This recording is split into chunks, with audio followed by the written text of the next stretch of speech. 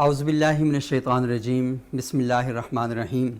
ابتدا کے ساتھ میں ہوں آپ کا میزبان سبوق سید۔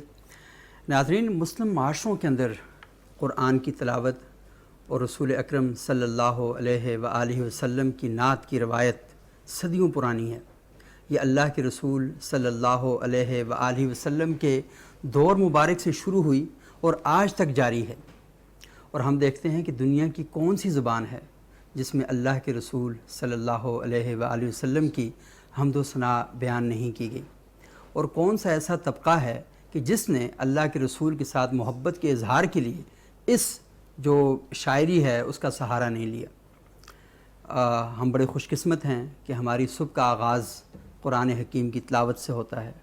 آج بھی مسلمان مائیں اپنے بچوں کو جب لوری دیتی ہیں تو قرآن کی آیات سناتی ہیں۔ پیغمبر علیہ السلام کی جو نعتیں ہوتی ہیں وہ ان کے کانوں میں، بچوں کے کانوں تک پہنچائی جاتی ہیں، اور ان کی زندگی کا جو سفر ہے اس کا آغاز ہی قرآن کی تلاوت سے اور رسول اللہ صلی اللہ علیہ وسلم کی نعت سے شروع ہوتا ہے۔ آج ہمارے ساتھ اسٹوڈیو میں دو ایسی شخصیات موجود ہیں کہ جن کی زندگی کا مقصد ہی اللہ کے رسول صلی اللہ علیہ وسلم کی نعت خوانی ہے، اور ان کا تعارف بھی یہی ہے، اور انہوں نے ساری زندگی صرف کر دی اس کام میں۔ ہمارے انتہائی محترم اور معزز مہمان، پاکستان کے معروف نعت گو شاعر، صدارتی ایوارڈ یافتہ شاعر جناب سید سلمان گیلانی صاحب آج ہمارے ساتھ موجود ہیں۔ بہت شکریہ گیلانی صاحب، آپ یہاں تشریف لائے، ہمارے بڑی نوازش آپ کی۔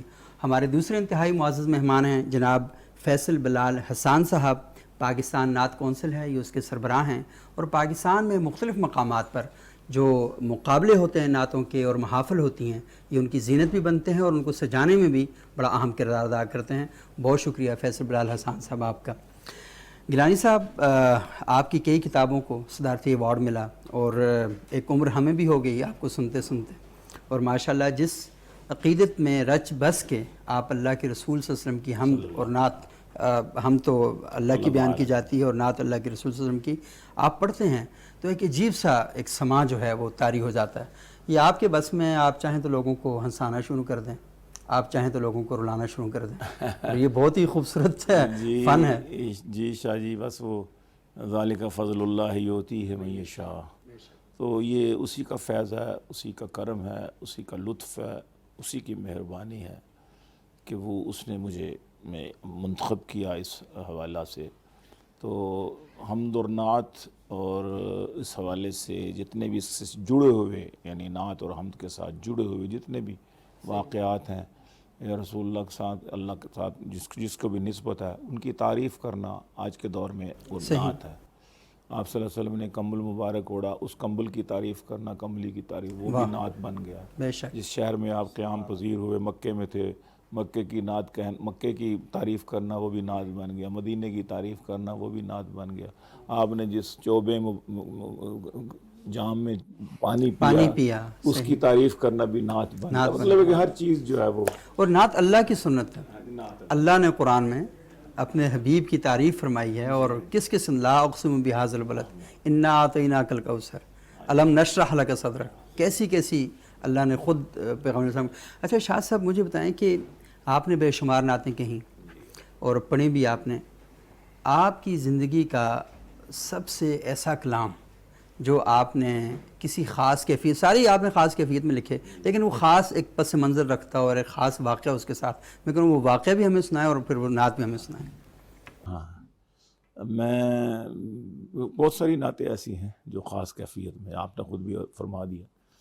تو یہ لوڈ شیڈنگ کے دنوں میں، یہ اس بہت لوڈ شیڈنگ ہوا کرتی تھی، تو تاریکی تھی چھائے ہوئی ہر طرف، اور ایک نیمے درون نیمے بیرون کیفیت تھی نیند کی بھی جو ہے نا۔ تو ایک دم ایک مصرع اترا، اندھیرے کا اس جڑا ہوا ایک واقعہ تھا کہ ہجر کی تند و تاریک راتوں میں گر ہو حرم میں سویرا تو کیا بات ہے، واہ۔ ہاں، ہجر کی تند و تاریک راتوں کا اب ہو حرم میں سویرا تو کیا بات ہے۔ یہ میں سویا ہوا تھا، اور یہ کہاں آپ پاکستان؟ گھر میں، اچھا، اپنے گھر میں، گھر میں سویا ہوا تھا جی۔ تو ایک دفعہ میں ہو آیا ہوا تھا، حرمین شریفین کی زیارت عمرہ میں کر چکا تھا، اور حج کا موسم آنے والا تھا اپنا، تو اب یہ اترنا شروع ہوا، نہ میرے پاس قلم، نہ میرے پاس صحیح، صفحہ کوئی اور اوپر سے لوڈ شیڈنگ، اوپر سے لوڈ شیڈنگ، اندھیرا. تو مجھے یاد آیا کہ یہ میرے پاس موبائل ہے نا، نیا نیا یہ ابھی یہ آیا تھا 91 میں، 91 92 کی بات ہے. تو میں نے اس کے وہ رائٹنگ کے آپشن میں جا کے نا جی میسیج کے اس پہ لکھنا شروع کر دیا. یعنی میں نے کہا صبح دیکھیں گے پھر اس کو کیا ہے. وہ بے ترتیب سے اشعار اترنا شروع ہوئے. تو یہ ایک خاص ایک نعت تھی جی. وہ میری قسمت کا میرے خدا تو اگر دور کر دے اندھیرا تو کیا بات ہے، ہجر کی تند و تاریک راتوں کا حرم میں سویرا تو کیا بات ہے، سویرا تو کیا بات ہے. اے خدا جسم پر بازوؤں کی جگہ اپنی قدرت سے تو پر لگا دے مجھے. اے خدا جسم پر بازوؤں کی جگہ اپنی قدرت سے تو پر لگا دے مجھے. دن تو اڑتا پھروں گرد کعبے کے شب ہو مدینے بسیرا تو کیا بات ہے. دن تو اڑتا پھروں گرد کعبے کے شب ہو اندھیروں میں ہو مدینے سویرا تو کیا بات ہے. مدینے میں ڈیرا کیا ہے، بسیرا تو کیا بات ہے. تو یہ نعت اترنی شروع ہوئی ہے. نہیں بالکل ہاں. میں فیصل صاحب بالکل ہاں، کیونکہ آپ کے گلے کا تھوڑا سا مسئلہ ہے. تو فیصل صاحب زیادہ سلمان گیلانی صاحب کے ہی کلام پڑھتے ہیں. تو گیلانی صاحب، فیصل صاحب تو یہ سنائیں ذرا ہمیں جی کلام ماشاء اللہ. میری قسمت کا میرے خدا تو اگر دور کر دے اندھیرا تو کیا بات ہے. میری قسمت کا میرے خدا تو اگر دور کر دے اندھیرا تو کیا بات ہے. ہجر کی تم دو تاریک راتوں کا اب ہو حرم میں سویرا تو کیا بات ہے. جی ماشاء کہ اے خدا جسم پر بازوؤں کی جگہ اپنی قدرت سے تو پر لگا دے مجھے. اے خدا جسم پر بازوؤں کی جگہ اپنی قدرت سے تو پر لگا دے مجھے. دن تو اڑتا پھروں گرد کعبے کے شب ہو مدینے بسیرا تو کیا بات ہے. دن تو اڑتا پھروں گرد کعبے کے شب ہو مدینے بسیرا تو کیا بات ہے. رشک میرے مقدر ہر رشک میرے مقدر پہ کرنے لگے سب فرشتے بھی حوریں بھی غلمان بھی. کملی والے کے قدموں میں یوں جا کے میں ڈال دوں اپنا ڈیرا تو کیا بات ہے. ہجر کی تم دو تاریک راتوں کا اب ہو حرم میں سویرا سبز گنبد سبز گنبد کو اور سبز گنبد کو مشتاق نظروں سے میں ٹکٹکی باندھ کر ایسے تکتا رہوں. لب پہ صلی اللہ کا میرے ورد ہو دم نکل جائے تو کیا بات ہے. ماشاء اللہ آمین. دن تو اڑتا پھروں گرد کعبے کے شب ہو مدینے بسیرا تو کیا بات. اس کا مقطع میں سنا دیتا ہوں اپنی تھکی ہوئی آواز میں کہ ہاں روز محشر کرم یوں ہو سلمان پر، جب پریشان کھڑا ہو وہ میزان پر۔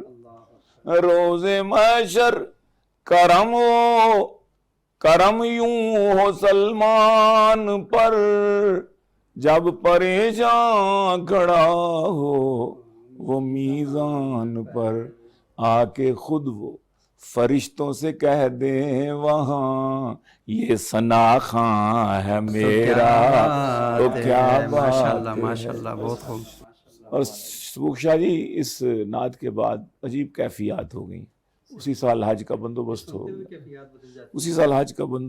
گیا، اور پھر کوئی سال ایسا نہیں گزرا سوائے یہ ان 3 سالوں کے کووڈ کے کہ ہر سال حاضری۔ میں کسی ملک میں بھی گیا ہوں، اس ملک سے ویزا اپلائی کیا ہے، وہاں سے ویزا مل گیا، انہونی مطلب ہے کہ انہوں نے کہا ہو ہی نہیں سکتا، وہاں سے بھی ویزا مل گیا۔ اچھا، یہ گیلانی صاحب کیونکہ آپ کہہ رہے ہیں کہ جس ماحول کے اندر آپ نے لکھا اور اللہ تعالیٰ نے اس کو قبول بھی کیا، تو ہم جو حضرت بوسیری صاحب کا جو کلام ہے، آپ دیکھیں کتنا ایک گہرا تعلق ہے امام بوسیری کا، کہ وہ بڑا مشہور یا رب صلی وسلم دائماً ابداً۔ تو اب یہ دیکھیں کہ وہ کس طرح وہ بیماری دور ہو گئی، یہاں سفر کا ہو گیا، تو جس اہتمام کے ساتھ، اور میرا خیال ہے کہ کتنا شاندار اور کتنا مضبوط انٹریکشن ہے کہ آپ وہ کرتے ہیں اور اللہ تعالیٰ آپ کی دعاؤں کو اس کو قبول کر لیتا ہے۔ یہ طلب خالص ہونی چاہیے، طلب سچی ہونی چاہیے۔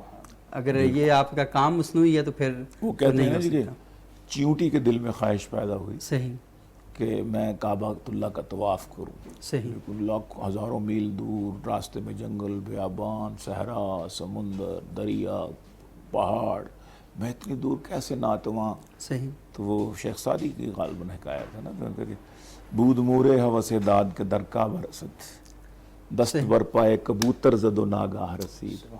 تو کبوتر کے دل میں اللہ نے بات پیدا کر دی کہ جاؤ طواف کرو، لیکن پہلے جا کے وہ چیونٹی جو ہے نا وہ طلب حقیقی رکھ رہی ہے، اس کا شوق دیکھو، وہ کہتی ہے میں طواف کروں، اس کے پاس جا کے بیٹھ جاؤ، اس کے پاس جا کے بیٹھا، چیونٹی کے دل میں القاء کیا اس کے پاؤں سے چمٹ جاؤ۔ اب چیونٹی اس کے پاؤں کے ساتھ چمٹ گئی اور کبوتر لے کے اب دریا بھی عبور کر رہا ہے، سمندر بھی، پہاڑ بھی، دشت بھی، بیابان بھی، اور جا کے سیدھا مکہ مکرمہ بیت اللہ کا طواف کر رہے، چیونٹی ساتھ چمٹی ہوئی ہے نا۔ تو چیونٹی کے دل میں خواہش تھی تو اللہ نے وہ پوری کر۔ تو ہم بھی کسی اللہ والے کے ساتھ جڑ جائیں، صحیح، ہم بھی کسی بڑے کے ساتھ جڑ جائیں، اس کے دامن سے وابستہ ہو جائیں، تو اس میں 2 پہلو ہیں، ایک تو دنیا بھی ٹھیک ہو جائے گی ایسے ہی، اور دوسرا آخرت میں بھی، جب وہ جنت میں جائے گا تو ہمیں بھی ہم چمٹے ہوں گے تو ہم کبھی لیں۔ صحیح، بالکل۔ اور یہ میں نے یہ باتیں کچھ لوگ ان کو عقل کے ترازو پہ تولنا چاہتے ہیں، جی جی جی، میرا خیال ہے یہ وہاں آپ ترازو ہی غلط استعمال کر رہے ہیں۔ جی جی جی، تو غلط چیز پہ آپ ٹھیک چیز تولیں گے تو کبھی بھی نتیجہ نہیں آئے بالکل۔ گا۔ اب سونے کی کسوٹی پہ آپ جو ہے وہ گندم یا لوہا تولیں گے تو وہ تو ظاہر ہے کہ ہاں، تو آپ غلط جگہ چیزوں کو کریں۔ اچھا، میں ایک اور چیز دیکھتا بھی، فیصل صاحب نعت پڑھ رہے تھے تو میں اکثر نعت خانوں کو دیکھتا ہوں آنکھیں بند کر دیتے ہیں، تو یہ فیصل صاحب یہ کیا سین ہے؟ مطلب لوگ دیکھتے ہیں جب گانا گاتے ہیں یا کوئی اور مشاعرہ پڑھتے ہیں تو آنکھیں ضرور سے زیادہ کھول دیتے ہیں، لیکن آپ زیادہ بند کر دیتے ہیں، وجہ کیا ہوتی ہے اس کی؟ بس کیفیت کا کچھ تعلق ہوتا ہے۔ مطلب آنکھیں بند کر کے آپ تصور میں شہروں کے ساتھ جڑے ہوتے ہیں۔ ہاں جی، مدینہ شریف کی گلیوں کا منظر، گنبد خضرا کا منظر، یہ اب مشہور ہے شاہ جی کہ آنکھیں بند کر لیں تو مجھے وہ چیزیں، باقی چیزیں نظر نہیں آئیں گی نا، اوجھل ہو جائیں گی، تو میرا خشوع بڑھ جائے گا، میرا خضوع بڑھ جائے گا، تو اس لیے بعض لوگ نماز میں بھی آنکھیں بند کر لیتے ہیں۔ مشہور واقعہ ہے نا کہ کسی بزرگ کے سامنے اس نے نماز پڑھی، کسی ان کے مرید نے، تو اس نے آنکھیں بند کر رکھی تھی، تو اس نے کہا یہ کیا کرتے ہیں، آنکھیں بند کر کے کیوں پڑھتے ہو؟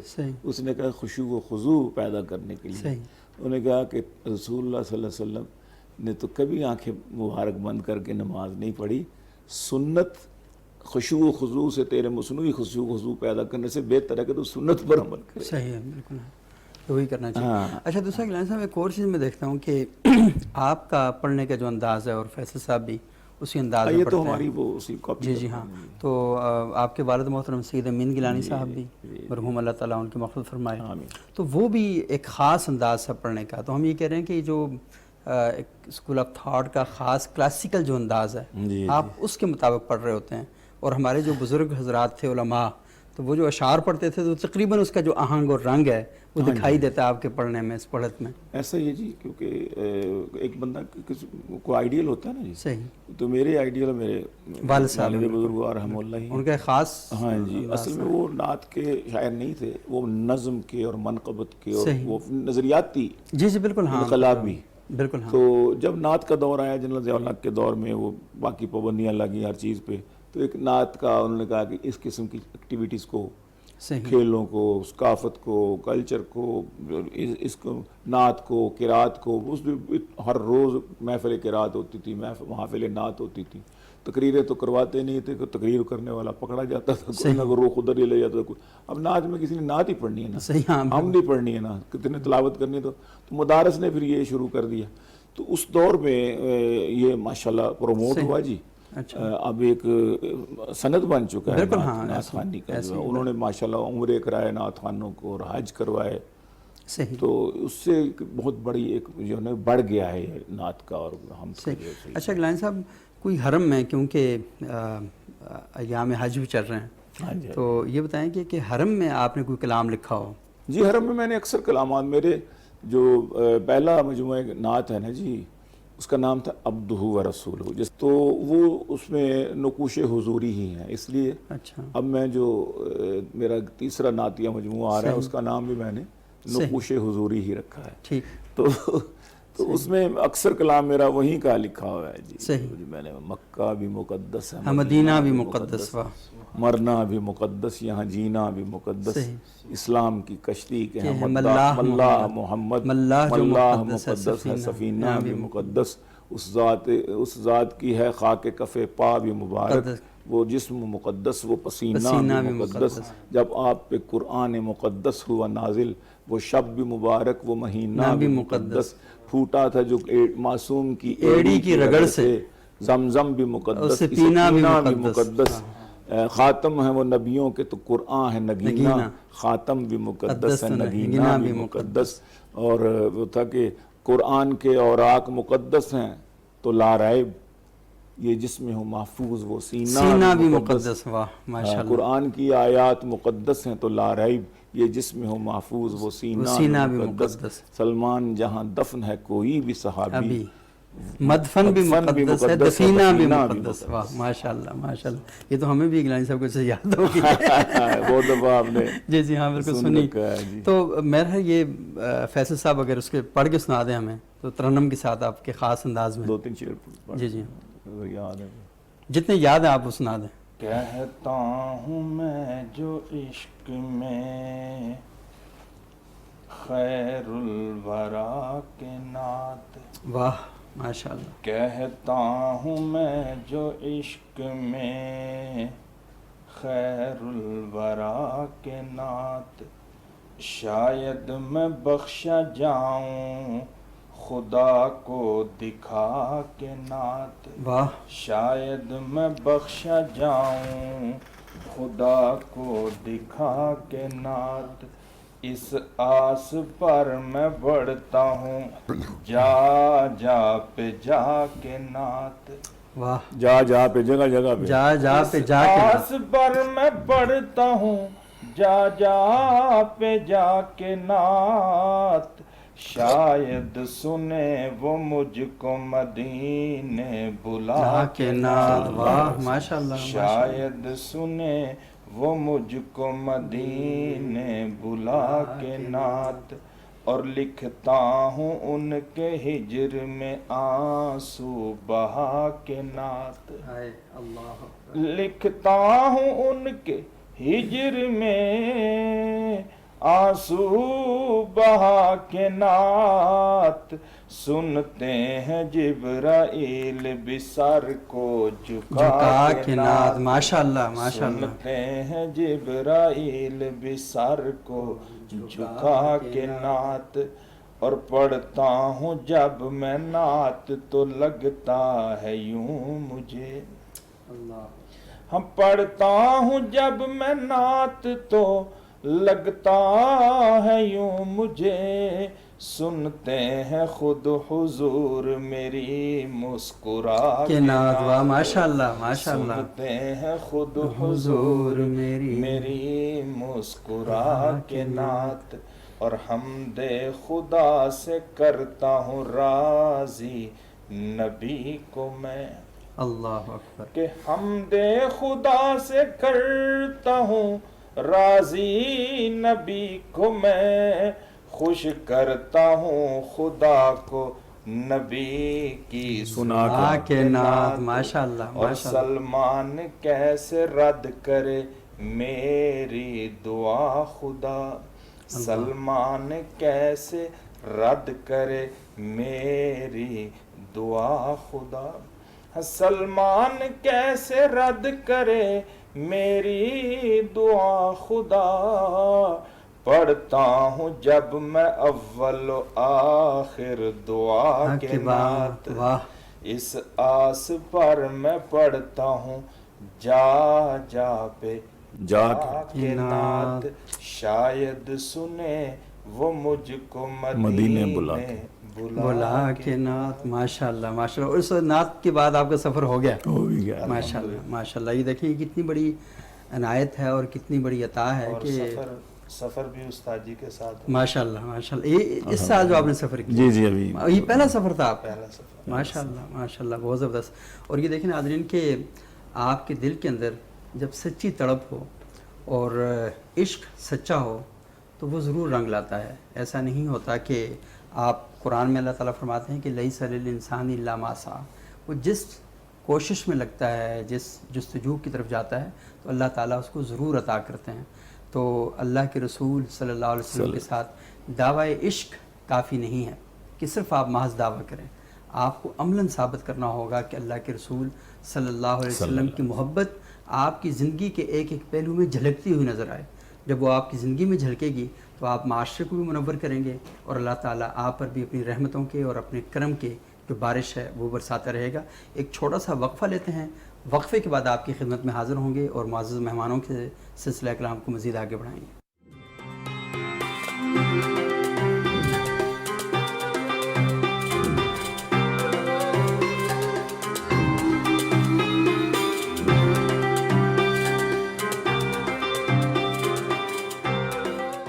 ناظرین وقفے کے بعد ایک بار پھر پروگرام ابتدا میں خوش آمدید. آج ہم گفتگو کر رہے ہیں نعت کے حوالے سے، اور نعت کے حوالے سے گفتگو ہم تو یہ سمجھتے ہیں کہ ہماری نجات کا ذریعہ ہے. ہمیں اپنی زندگی کو خوشگوار بنانا ہے، بہتر بنانا ہے تو اللہ کے رسول صلی اللہ علیہ وسلم کا ذکر مبارک اپنی زبانوں پر ہر وقت رکھنا چاہیے. اور کیوں رکھنا چاہیے کہ اللہ تعالیٰ ہمیں اس بات کا حکم دیتے ہیں. اللہ تعالیٰ قرآن میں فرماتے ہیں ان اللہ و ملائکتہ یصلون علی النبی یا ایھا الذین آمنوا صلوا علیہ وسلموا تسلیما، کہ اے ایمان والو، اللہ اور اللہ کے فرشتے رسول اللہ پر درود بھیجتے ہیں، سلامتی بھیجتے ہیں، تو آپ کا بھی یہ فرض بنتا ہے کہ آپ بھی اللہ کے رسول پر درود بھیجتے رہا کریں.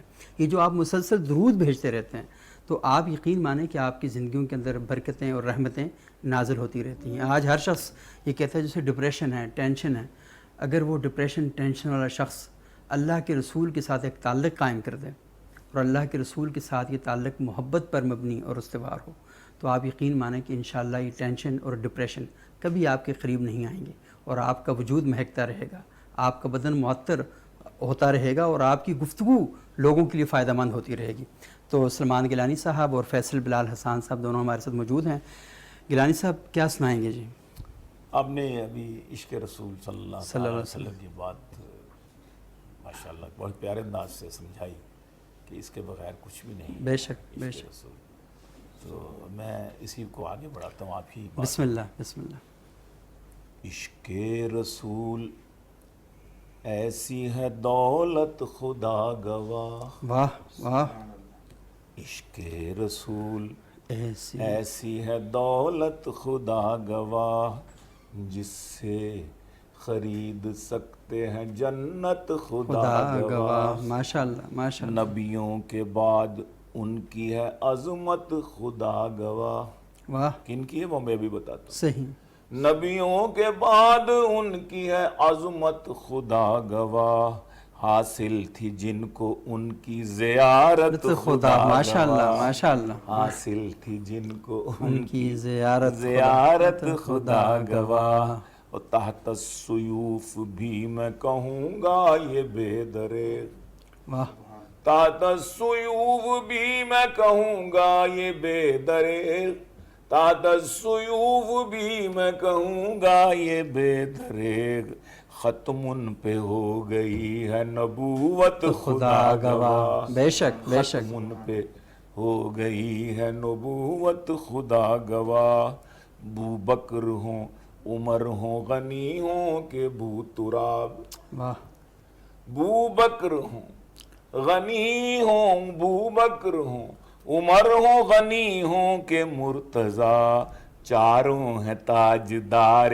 خلافت خدا گواہ، واہ ماشاء اللہ، چاروں ہیں تاجدار خلافت خدا گواہ، اصحاب تو ہیں شاہد عینی رسول کے، بے شک بے شک، اصحاب تو ہیں شاہد عینی رسول کے، اصحاب تو ہیں شاہد عینی رسول کے، ایک ایک بات ان کی ہے حجت خدا گواہ، ماشاء اللہ ماشاء اللہ، ایک ایک بات ان کی حجت خدا گواہ، جائے گی لے کے سوئے جہنم یقین کرو، جائے گی لے کے سوئے جہنم یقین کرو، اولاد فاطمہ سے عداوت خدا گواہ، ماشاء اللہ ماشاء اللہ، پھر بنائیں گے صاحب، جائے گی لے کے سوئے جہنم یقین کرو، اولاد فاطمہ سے عداوت خدا گواہ،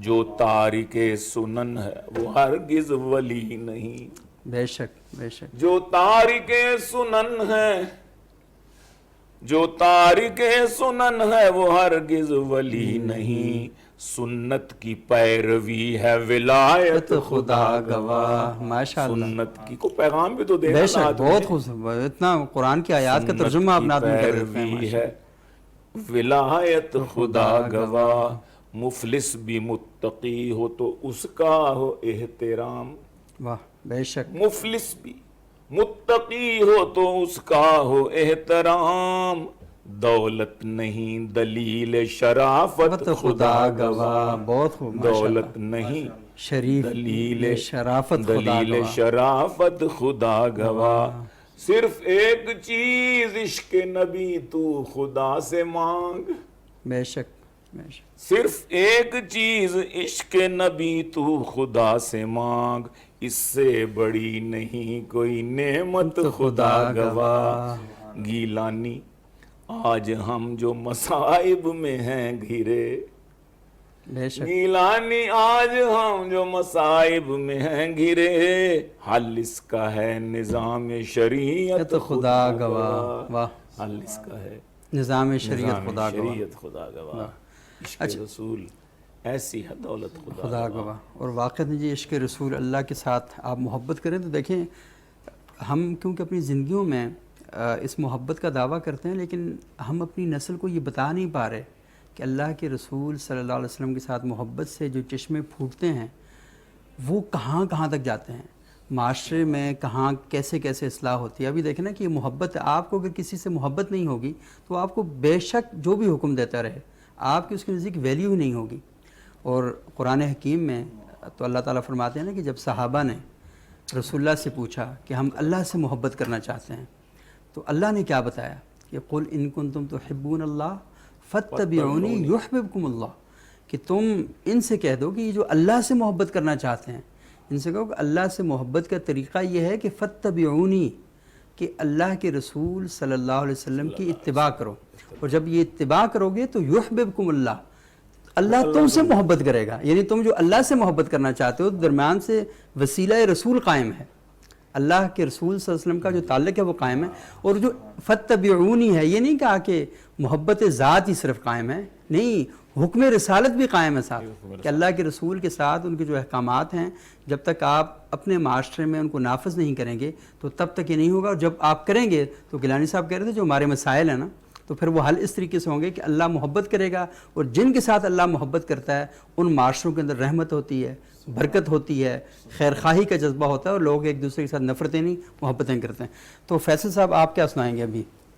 دل یہ کہتا ہے کیوں مجھ میں دنیا رہے، واہ. دل یہ کہتا ہے کیوں مجھ میں دنیا رہے، کملی والے کا ہوں کملی والا رہے. ماشاء اللہ. ان کی تعمیل ارشاد کرتا رہوں، واہ. ان کی تعمیل ارشاد کرتا رہوں، ان کے در پہ میرا آنا جانا رہے. ماشاء اللہ. ان ماشاء اللہ. کے در پہ میرا آنا جانا رہے، اور لطف آ جائے ان کی غلامی کا پھر. واہ. واہ. ہاں لطف آ جائے ان کی غلامی کا پھر، ان کے در پہ غلام ان کا بیٹھا رہے، ان کے در پہ غلام ان کا بیٹھا رہے، عشق میں ان کے جی چاہتا ہے یہی، عشق میں ان کے، عشق میں ان کے جی چاہتا ہے یہی، آنکھ روتی رہے دل تڑپتا رہے. ماشاء اللہ. آنکھ روتی رہے دل تڑپتا رہے، ان کے در پہ میرا آنا جانا رہے. ماشاء اللہ. ماشاء اللہ. بارک اللہ. بہت خوب. اچھا فیض صاحب آپ یہ بتائیں کہ آپ تو ایک مدرسے میں تعلیم حاصل کر رہے تھے، آپ نعت کی طرف کیسے آئے؟ یعنی گیلانی صاحب سے متاثر ہونا تو وہ تو ان کے متاثرین تو بے شمار ہیں. وہ پشاور یونیورسٹی میں ایک دفعہ ایک مشاعرہ تھا، تو وہ جو طاہا خان صاحب فوت ہو گئے، تو انہوں نے کہا جی کہ طاہا خان صاحب جب بھی آتے ہیں تو مشاعرہ لوٹ کے چلے جاتے ہیں. تو ہمارے استاد ہیں عباسین یوسفزئی صاحب، انہوں نے کہا کہ ایک عرصے سے انہوں نے لوٹ مار جاری رکھی ہوئی ہے. تو گیلانی صاحب نے تو ایک عرصے سے لوگوں کو متاثر کیا ہوا ہے. تو آپ کیسے؟ میں آپ کو ایک لطیفہ سنا دوں کہ والد صاحب رحمہ اللہ جو تھے وہ شاعر تھے، تو ان کی بھی آواز بھی اور شاعری ماشاء اللہ امرتسر میں تھے. تو ہمارے دادا جو تھے پولیس میں تھے. اچھا. تو وہ زیادہ تر گاؤں میں، ترن تارن گاؤں تھا ساتھ، تو وہاں ان کی ڈیوٹی تھی. تو ہفتے اشرے بعد آتے تھے گھر. تو 2-3 دن پہلے مشاعرہ کو ہوا امرتسر میں، تو والد صاحب نے اس میں پڑھا، جگر مراد آباد، پتہ نہیں بڑے بڑے شعراء اس وقت انڈیا کے. تو دادا جان ہمارے واپس آئے نا، گھر آ رہے تھے، تو راستے میں لوگوں نے کہا شاہ جی مبارک ہوئے، تاڑے پتر نے تو راتی مشاعرہ لٹ لیا. اب ان کو پتہ ہی نہیں تھا مشاعرہ کیا ہوتا ہے، کبھی پولیس میں رہے. گھر آ کے انہوں نے 2-4 دوستوں نے کہا شاہ جی ماشاءاللہ مبارک ہو، تاڑے پتر نے مشاعرہ لوٹ لیتا ہے. وہ لٹن کا معاملہ انہوں نے سمجھا، کیونکہ تھانے ہے بھی پولیس میں انہیں آتے ہی چھتر اتارا اور کہتے والد صاحب کہتے میری وہ پٹائی، تو وہ تیرا تھانے دار تو تو مشاعرے لوٹنا، دماغ خراب ہے. صحیح. آپ کو سنے تو تب نا، سننے نہیں رہتے. پرانے زمانے بزرگ موقع بھی نہیں دیتے تھے موقع بیان کرنے کا. کہ ہمارے تایا جان کہتے تمہارے تایا جان جا کے شاہ جی کو امیر شریف عطا اللہ شاہ بخاری محلہ سے آتا، رشتہ داری بھی تھی، ان کو کہا جی وہ مار دیں گے ہمارے بابا جو ہے نا، امین کو مار دے گا، اچھا چھڑائے ان کو. اچھا. پھر شاہ جی نے ان بلوا بھیجا کہ وہ بلا رہے ہیں، امیر شریف بلا رہے ہیں. تو پھر دادا ہمارا ان کے پہ ان کو سمجھایا اللہ کے بندے یہ مشاعرہ لوٹنا چاہیے. ہاں یہ اصل میں یہ وہی مطلب ہے کہ آپ نے لٹریری جو مطلب ہے ظاہری مطلب لے لیا.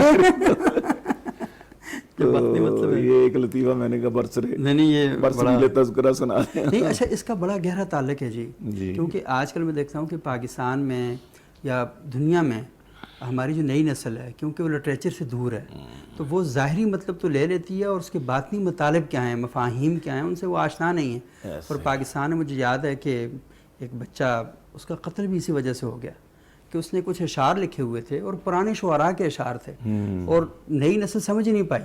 اس نے اس کے اندر سے اپنی مرضی کے مطالب نکالنا شروع کر دیے اور کہا کہ نہیں اصل میں تو یہ کہہ رہا ہے. انہیں یہ نہیں پتا کہ بھائی یہ شعر اس نے نہیں کہے، یہ تو پرانے شعراء نے کہے ہوئے ہیں، اور ان کا مطلب کیا ہے.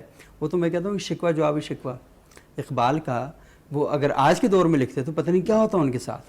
تو ظاہری مطلب اور جو علم والا بندہ ان کے جو باطنی مطالب ہیں ان کو لے کر چلتا ہے تب اس کو جا کے سمجھ آتی ہے. تو میرا خیال یہ ہے کہ بعض اوقات یہ بھی ہونا چاہیے کہ کن لوگوں کے سامنے کیا بات کی جا رہی ہے, یہ بھی آپ کی ذمہ داری ہے. جی جی بالکل صحیح, یہ کرنا چاہیے. ایسا ہی ہے بالکل. اچھا گیلانی صاحب, تھوڑا سا میں آپ سے یہ جاننا چاہوں گا کہ آپ ایک بڑے خاص انداز اور بڑے خاص اسلوب میں پڑھتے ہیں, اور یہ آپ نے بے شمار منقبت بھی لکھی اور نعتیں بھی اور حمد بھی کہی. کوئی ایسی حمد آپ کی کہ جو آپ کو زیادہ سب سے زیادہ پسند ہو؟ آپ کے تو کلام تو سارا آپ کے بچوں کی طرح آپ نے پرورش کی ہے, اس کو آپ وہ کرتے ہیں, جو سب سے زیادہ آپ کو اچھی لگتی ہے؟ امین گیلانی صاحب کی تو ایک ہمیں بڑی یاد ہے جی. کون سی؟ وہ چھوٹے تھے تو ہمیں والد صاحب یاد کروایا کرتے تھے, راہ وفا میں بڑھتا جا, قرب کے زینے چڑھتا جا, شوق سے ہر دم پڑھتا جا, لا الہ الا اللہ, کیا تیری نفی تیرا اسبات, شیطان کے منہ پر ہے لات, شیطان کے منہ, شیطان کی ہے یہی سزا, لا الہ الا اللہ. وہ ماشاء اللہ بہت ہی, کیونکہ بچوں کو ہمارے ہاں گھروں میں اس بات کی تربیت دی جاتی تھی کہ وہ مختلف کلام یاد کرتے تھے, بچے پڑھتے تھے, والدین کے سامنے کھڑے ہوتے ہوئے, پھر اسکولوں میں کالجوں میں پوری ایک ٹریننگ تربیت کا اہتمام تھا.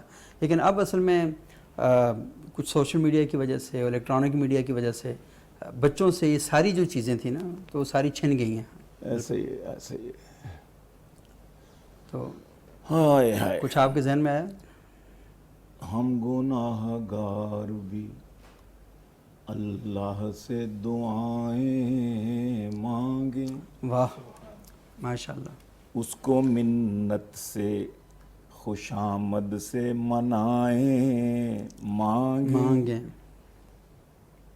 آؤ ہاں اس کو منت سے خوش آمد سے منائیں مانگیں, اس کا دربار کھلا ہے کہ جو آئے مانگے. اللہ اکبر. اس کا دربار کھلا ہے کہ جو آئے مانگے. مانگنا ہے جنہیں دربار میں جائیں مانگیں, اور ہر جگہ ہے وہ جگہ کی بھی کوئی قید نہیں. بے شک بے شک, ہر جگہ ہے وہ جگہ کی بھی کوئی قید نہیں. جس جگہ پر ہیں وہیں ہاتھ اٹھائیں مانگیں, اور وقت کی قید نہیں جب کوئی چاہے مانگے. واہ, وقت کی قید نہیں جب کوئی چاہے مانگے. کوئی بھی وقت ہو دو اشک بہائیں مانگے. کوئی بھی وقت, اور شاہ کو چاہیے درویش کی خوبو مانگے. واہ, شاہ کو چاہیے درویش کی خوبو مانگے, اور جو ہوں درویش وہ شاہانہ ادائیں مانگیں. جو ہوں درویش اس کو معلوم تو سب کچھ ہے, یہ ہے اس کی ادا. بے شک, اس کو معلوم تو سب کچھ ہے, یہ ہے اس کی ادا. میرے بندے مجھے حال اپنا بتائیں مانگیں. میرے بندے مجھے, اور اس کی رحمت تو لپٹ جاتی ہے ان بندوں سے. اس کی رحمت تو لپٹ جاتی ہے ان بندوں سے. اپنے احوال کو جو رو کے سنائیں مانگے. ہو کے خوش دیتا ہے گیلانی وہ ہر سائل کو. بے شک, ہو کے خوش دیتا ہے گیلانی وہ ہر سائل کو. اس کے دروازے پہ جب دل کرے آئیں مانگے. اس کے دروازے پہ جب دل کرے آئیں. ماشاء اللہ, بھائی آپ نے کیا خوبصورت قرآن کی آیات کا ترجمہ ہے. بس کوشش پوری ہم کہ اپنی طرف سے کچھ نہ ہو. پورا ایک پیغام جو ہے پورا وہ, اور قرآن میں اللہ تعالیٰ جگہ جگہ آپ پڑھ رہے تھے تو مجھے قرآن کی آیات ذہن کے اندر آتی تھی. جی جی ہاں, کہ امن یجیب المضطر اذا دعاہ ویکشف السوء, وہ کیا مطلب کس طریقے سے اللہ تعالیٰ خود کہتے ہیں یہ وہ در ہے کہ جہاں پر کبھی لاک نہیں لگتا، یہ کبھی بند نہیں ہوتا ہے، وہ لا تأخذہ سنۃ ولا نوم، وہ سوتا نہیں ہے، وہ ہر وقت آپ جا سکتے ہیں، ہر وقت شاہ مانگ جی سکتے ہیں۔ رحمہ اللہ کی بات ہو رہی تھی سید تعالی شاہ بخاری کی، وہ کہتے ہیں کہ میں نے حضور صلی اللہ تعالی علیہ وسلم کو جب دیکھا پڑھا، میں نے کہا کہ اتنا عظیم انسان ہے، اتنا عظیم انسان ہے، میرا جی چاہا میں اس کے دروازے پہ جاؤں اور اس سے مانگوں، صحیح حضرت رسول اکرم صلی اللہ علیہ وسلم سے، اپنے نانا سے صحیح بالکل۔ میں جا کے مانگوں، یار یہ اتنا عظیم، اس کے پاس تو بہت کچھ خزانے ہیں۔ میں جب اس کے پاس گیا، وہ دیکھا وہ تو کسی اور کے سامنے کھڑا ہے، اللہ اکبر، ہاتھ باندھے ہوئے، واہ، کبھی اس کو رکوع میں یاد کر رہا ہے، کبھی سجدے میں جا رہا ہے، کبھی قیام میں جا رہا ہے۔ میں نے کہا یہ کون، کس کے آگے؟ تو میں پھر اس سے کیوں مانگوں، میں اس سے کیوں نہ مانگوں جس سے یہ مانگ رہے ہیں۔ اللہ اکبر، تو اس کا مطلب ہے کہ دنیا کا، کائنات کا سب سے بڑا آدمی، سب سے اعلیٰ مخلوقات میں سب سے اعلیٰ تخلیق اللہ پاک کی، رسول اکرم صلی اللہ علیہ وسلم کی ذات ہے، اور اس کو کتنے خزانے اللہ پاک نے عطا کیے ہیں، لیکن وہ بھی کسی اور سے مانگ رہا ہے، اللہ سے مانگ رہا ہے۔ تو عطا اللہ شاہ بخاری، وہ بھی اسی سے مانگ، اور یہ بھی اسی سے، اس تب بھی خوش ہوں گے جس سے میں مانگ رہا ہوں، یہ انہی سے مانگے۔ بس یہ وہ تو انہوں نے آ کے سکھایا ہی ہے نا کہ تم نے مانگنا کس سے اور مانگنا کیسے، یہ دو باتیں اللہ کے رسول صلی اللہ علیہ وسلم آئے اور آ کر ہمیں سکھائیں۔ پروگرام کا وقت بالکل جی ختم ہوا چاہتا ہے، میں فیصل صاحب آپ سے گزارش کروں گا کہ کچھ آخر میں ہمیں سنائیں، کوئی نعت سنائیں، ہم سنائیں، اس کے ساتھ ہی ہم پروگرام کا پر اختتام کریں گے۔ جس بشر کو تیرا واسطہ مل گیا، واہ ماشاء اللہ ماشاء اللہ، جس بشر کو تیرا واسطہ مل گیا، بشر کو تیرا واسطہ مل گیا، اس بشر کو بالآخر خدا واہ مل ماشاء اللہ، گیا۔ اس بات کو ہی آگے بڑھا رہے ہیں، ماشاء اللہ ماشاء جس اللہ، بشر کو تیرا واسطہ مل گیا، اس بشر کو بالآخر خدا مل گیا۔ ایک زمانہ تھا جب خلق گمراہ تھی، تو اسے کیا ملا، راستہ مل گیا، ماشاء اللہ ماشاء اور کیا وساطت سے تیری یہ قرآن ملا، ایک خزانہ